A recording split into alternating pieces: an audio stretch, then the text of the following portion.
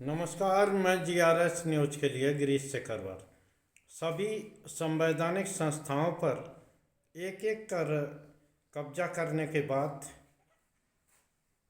सरकार, या यूं कह लीजिए कि आप भारतीय जनता पार्टी अब धर्म के क्षेत्र में भी अपना दबदबा बनाना चाहती है।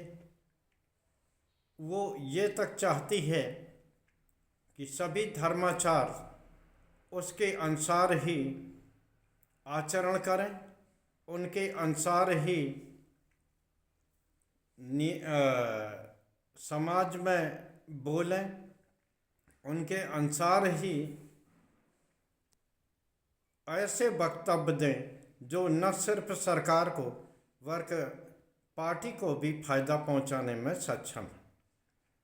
ये बात मैंने मात्र इसलिए की कि वो शंकराचार्य जो नेता विपक्ष को सदन में बोले गए मनुस्मृति के बारे में जब हिंदू धर्म से बहिष्कृत करते हैं तो वो शंकराचार्य रहते हैं।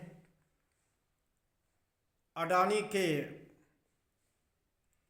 माफ करिए अंबानी के पुत्र के विवाह समारोह में प्रधानमंत्री दंडवत होकर उन्हें प्रणाम करते हैं, तब वो शंकराचार्य रहते हैं।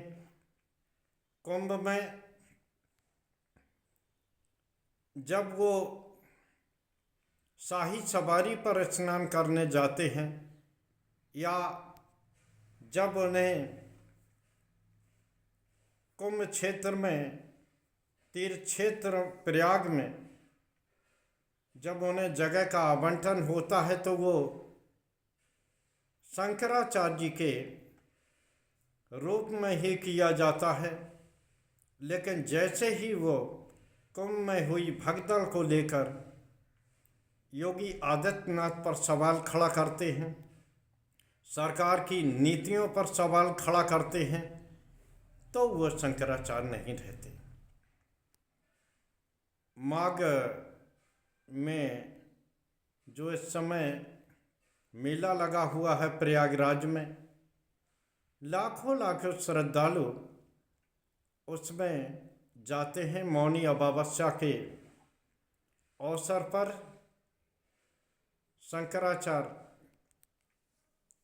शंकराचार्य जी अव्यक्तानंद, जो कि कई मुद्दों पर मुखर रहते हैं, यहाँ तक कि वो सरकार की नीतियों पर भी सवाल खड़ा करते हैं। और इसमें कुछ भी गलत नहीं है, क्योंकि भले ही धर्म क्षेत्र में हों, अगर संत और धर्म के धर्माचार अगर भयवश चुप रहते हैं तो निश्चित तौर पर न सिर्फ समाज बल्कि उस देश का भी सत्यानाश होना तय है। माननीय तुलसीदास ने भी इस बात का उल्लेख अपने रामायण में किया है। संदर्भ वो था कि जब रावण अत्याचार और पापाचार कर रहा था, तब कोई भी मंत्री वैद्य उनको अच्छा रास्ता नहीं बता रहे थे। यहाँ तक कि धर्माचार्य लोग भी उनके आगे नतमस्तक थे। इसी प्रकार से अगर धर्म के लोग सत्ता को उसका सही रास्ता नहीं दिखाते हैं तो निश्चित तौर पर न सिर्फ समाज को दिग्भ्रमित होना पड़ता है, बल्कि उसके देश का भी भगवान ही मालिक है। और रावण की क्या दशा हुई, वो रावण जिसके 1 लाख पुत्र और 1.25 लाख नाती थे, उसके घर में कोई भी दिया जलाने वाला भी नहीं बचा। निश्चित तौर पर सरकार जिस नीति पर चल रही है, जिस प्रकार उसने चुनाव आयोग यहाँ तक कि न्यायालय को भी अपने अर्दब में लेना शुरू कर दिया है। उसी तरह वो चाहती है कि धर्माचार और यहाँ तक कि शंकराचार्यों पर भी उनका नियंत्रण रहे। वो तय करें कि कौन व्यक्ति यहाँ पीठ का पीठवाचार्य होगा, कौन शंकराचार्य बनेगा, ये भी अब वो तय करेंगे। किस प्रकार से शाही स्नान के दौरान न सिर्फ उनके शंकराचार्य जी के अनुयायियों के साथ झूमा झोंकती हुई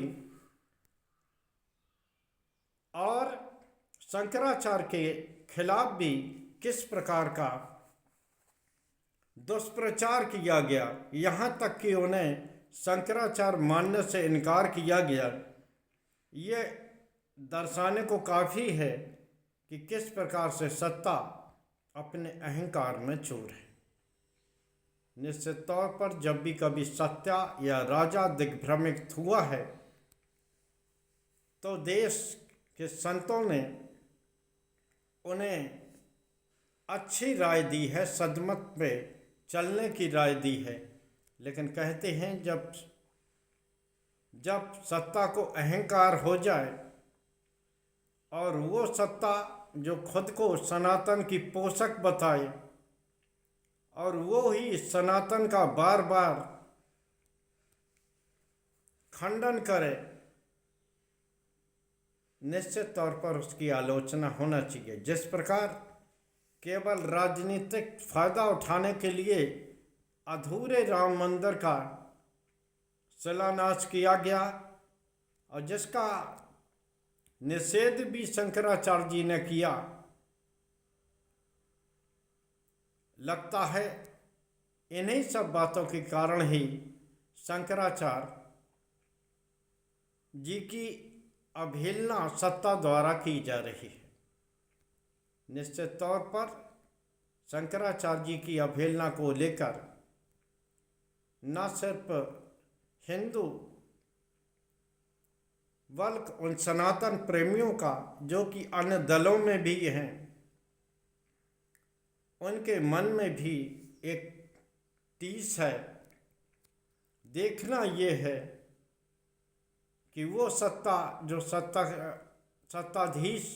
जो सत्ता के अहंकार में सनातन का विरोध करने लगे हैं, यहाँ तक कि वो ये निर्धारित करने लगे हैं किस पीठ का कौन पीठासीन होगा, ये दर्शाने को काफ़ी है कि अब सत्ता के दुर्दिन शुरू होने वाले हैं। आज के ब्लॉग में बस इतना ही। जय हिंद, जय भारत।